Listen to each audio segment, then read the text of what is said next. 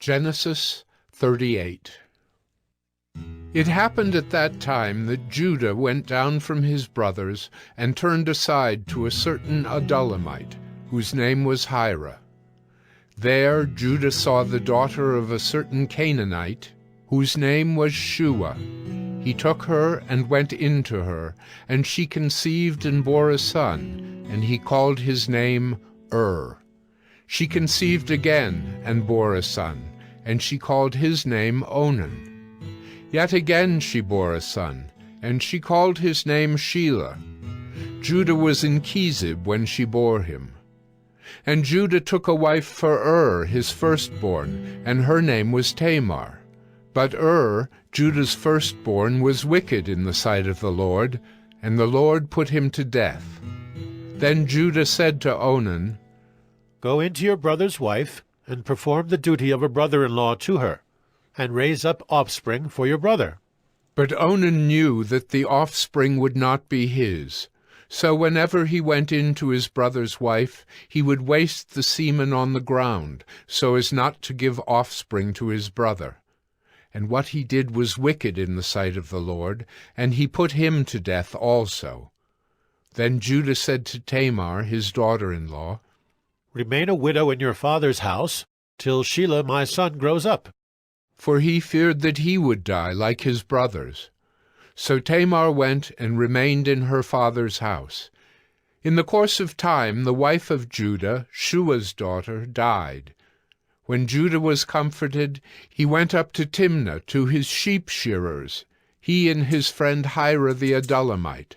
And when Tamar was told, "Your father-in-law is going up to Timnah to shear his sheep," she took off her widow's garments and covered herself with a veil, wrapping herself up, and sat at the entrance to Enaim, which is on the road to Timnah. For she saw that Shelah was grown up, and she had not been given to him in marriage. When Judah saw her, he thought she was a prostitute, for she had covered her face. He turned to her at the roadside and said, "Come, let me come in to you." For he did not know that she was his daughter-in-law. She said, "What will you give me that you may come in to me?" He answered, "I will send you a young goat from the flock." And she said, "If you give me a pledge until you send it." He said, "What pledge shall I give you?" She replied, "Your signet and your cord and your staff that is in your hand." So he gave them to her and went in to her, and she conceived by him.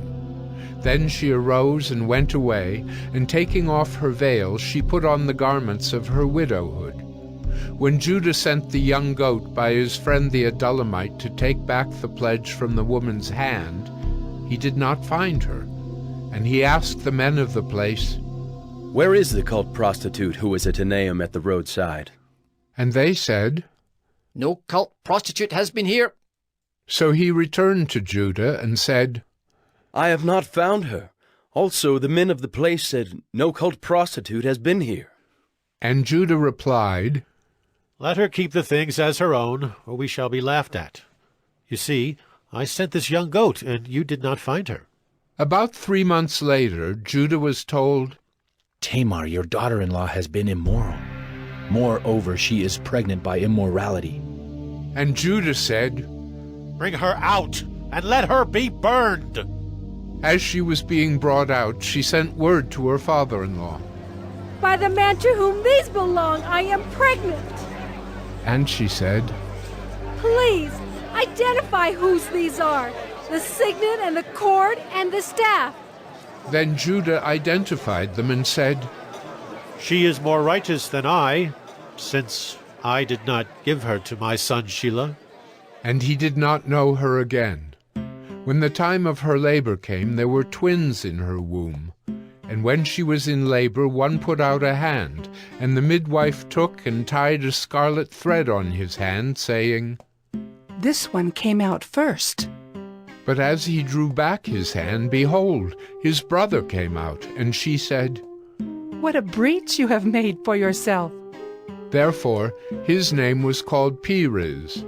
Afterward His brother came out with the scarlet thread on his hand, and his name was called Zerah.